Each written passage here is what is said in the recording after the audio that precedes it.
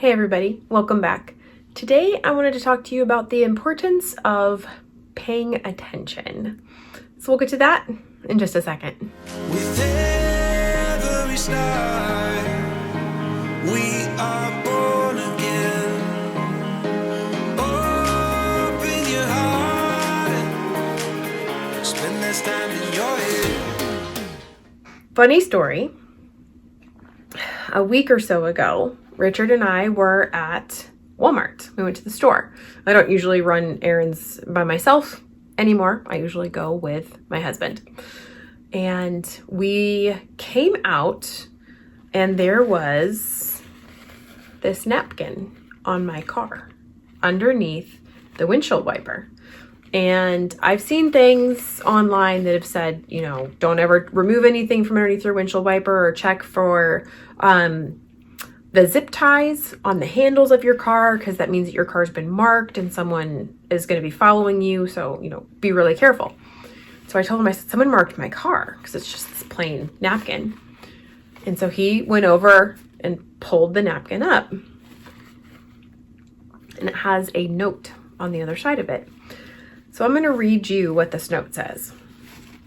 If you have a disability plaque, please display it when parking in the disabled parking. Otherwise, please don't park here. Thank you.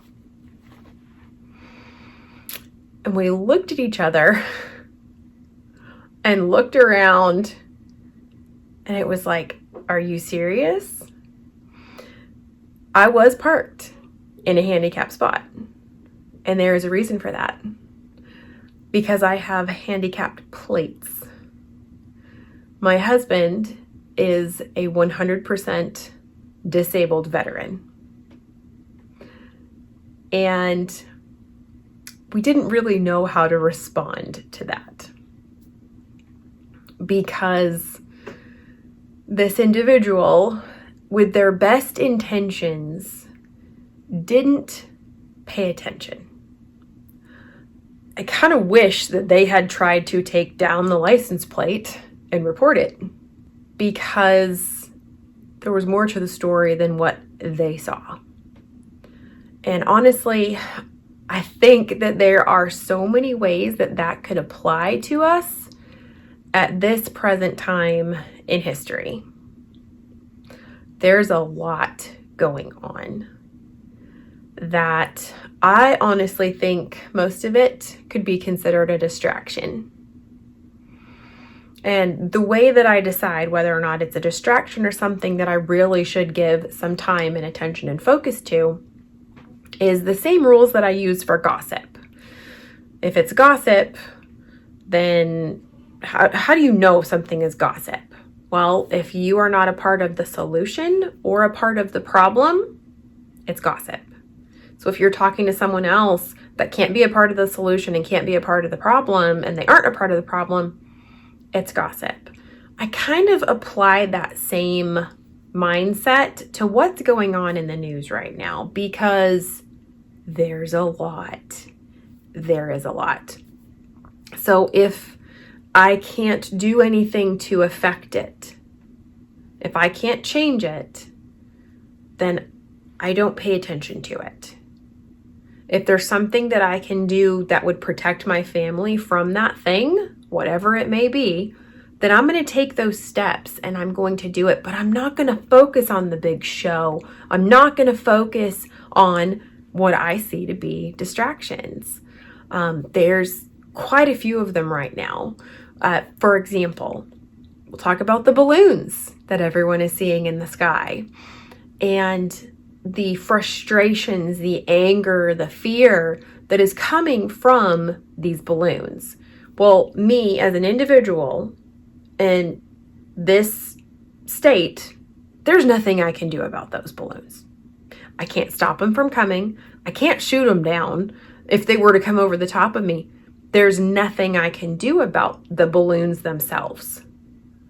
However, it may be that I can affect what those balloons could represent. Frankly, we don't know what they are. There's a ton of theories out there I'm not even going to begin to get into all of the theories. But I have heard everything from, the spy balloon is what they've said it is, to an EMP. What can I do about that? I can't do anything about the spy balloon portion, but I can do something about the EMP potential. So that is what I'm choosing to focus on with anything that I see right now, whether it's talking about the Grammys or it's talking about anything. Literally, fill in the blank, apply this logic to fill in the blank. Can you stop it from happening? If you can't, can you affect the outcome of yourself or your family by your actions, even if you cannot control whatever that item is, whatever that is? So if we're talking about an EMP, what have I done for my family to try to make sure that we would be safer and be able to fare better than most people? I was actually watching a video the other day, and the gentleman was talking about the fact that there are statistics out there stating that if an EMP were to go off in America, 90% of people would die. I prefer to be in the 10% of people that are going to make it, but that takes action. That doesn't come by luck. The more prepared you are, the better off you're going to be.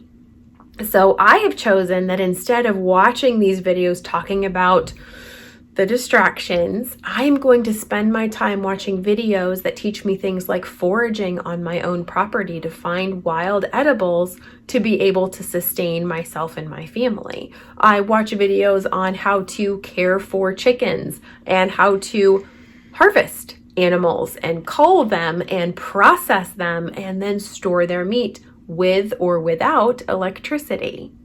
I am learning those kinds of skills because those could make the difference between survival and not faring so very well in the case of an EMP. I do not have any idea what the future holds, and it doesn't even have to be an EMP. What about the attack on our electrical infrastructure that we have been seeing? There have been so many attacks on these power plants. So even if it's a short-term outage in my area that covers a significant area, that is something that I can prepare for, whether it is having a generator or if it is having solar panels or if it is solar charging lights that I can at least bring out to my kids at night. How am I going to heat my house? I have my wood burning stove. How am I going to cook? I can cook on my wood burning stove. And I also have a fire pit that we're working on outside. So in the summertime, I would be able to cook on that outside. So that's what I want to encourage you guys to do. Don't get distracted. I want you to keep your eyes wide open and not get focused on, oh, there's a balloon. Oh, there's an attack on the power plant. Oh, there's eggs that cost $47,000. We know. The talk about the chicken feed being poisoned. There's a lot. But is there something that you can do about it? If there's not something you can do to physically affect the problem, is there something that you could do to prepare or change your own actions to keep that thing from affecting you? Sometimes there is, sometimes there's not. And that's where you have to really learn how to let go. You have to not be afraid of these things. You have to not let them control your life. It's a lot like our diet. I know a lot of people who are really struggling to let go of their addiction, to let go of those old foods. And I was just listening to a gal talk, Sadie Robinson, and she was saying that she was really struggling with fear. And I'll actually link the video so that you can watch it, the little short, if you want to. She was talking about the fact that she really struggles and suffers with fear. And her mom is a warrior and her brothers are all warriors and they're all so brave. And she's like, God, why am I so afraid? She's praying to God, why am I so afraid? And she's getting ready to go up on stage and give a presentation. She's going to talk. She's like, I don't want to be afraid anymore. Why am I so afraid?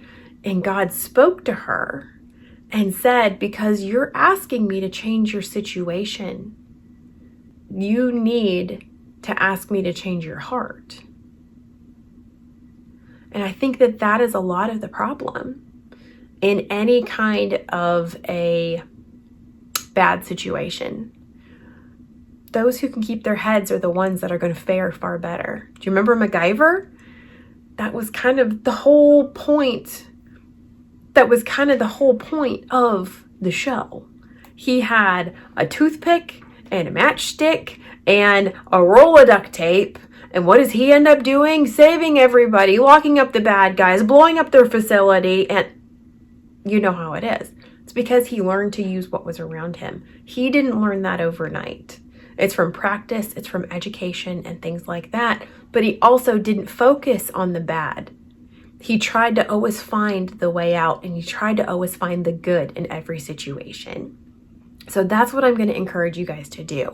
Whether it's dealing with your own struggles with your addictions, your food addictions, going to the grocery store, we cannot ask the grocery store to stop putting their poisonous food on the checkout lane. Now, yes, we can do things like not go into the store and do the car pickup and things like that. But still, in our world, we're going to be exposed to things that we don't want to be exposed to. I think that it's more important for us to change inside what we can affect, as hard as it can be, versus asking others to change for us and to do different things, because there's so many times we won't be able to affect a situation. And accepting that we cannot affect it personally or physically, but maybe there's something we can do on our end that would give us a better outcome. I want to encourage you guys to try to look at everything in the world right now through that lens, because there's a lot that we as individuals and even as a country cannot affect and we cannot change. But as an individual, what could you do to ensure that your outcome could be in that 10% versus that 90%? I want to encourage you guys to not lose hope. I want you to actually be more hopeful. I want you to be wise in your decisions and what you decide to spend your time on. Don't waste it on videos that you cannot affect, that you cannot change. I want you to spend that time watching videos that teach you something that could be beneficial and useful to you. It is absolutely never too late to switch your way of thinking and begin preparing for what could be out of your control, but may be on the horizon. Thanks so much, guys, for watching this video. I hope that you liked it.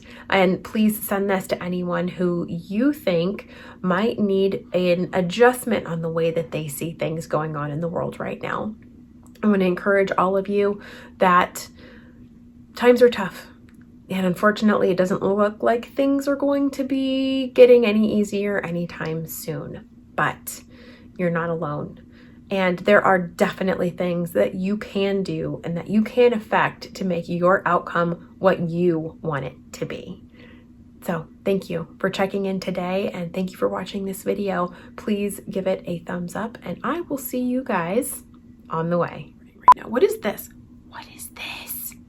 Mystery. It's like there's always like the one here. You can see my curtains. Oh my goodness, it's terrible. It's either that or I'm in the sun. I mean, I guess I could take the thumbnail in the sun. Such a dork. I'm a dork. Let's not push the computer off the desk though. That would be terrible. Please don't. Okay. Would knowing this change your outcome? Just kind of a neutral question look almost.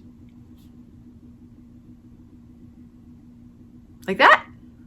I don't know, I can't see you. There's a plant in your way. In your way, in my way, in a way. Right?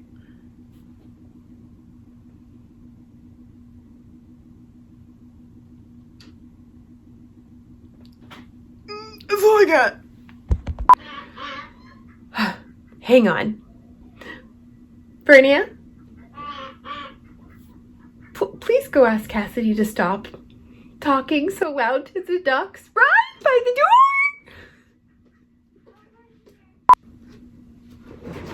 Not even entirely sure what I was saying, but it was good. Why does that always happen? You want to like pause it and go back? I might have to. Because I truly cannot remember what I was saying. You should probably do that. Dang it. Okay.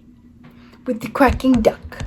And the light, did you like that? The light moves. There's so much, but it's sun and it's Wisconsin. So I'm going to enjoy the sun because I've missed the sun. Yeah, I'm going to enjoy the sun.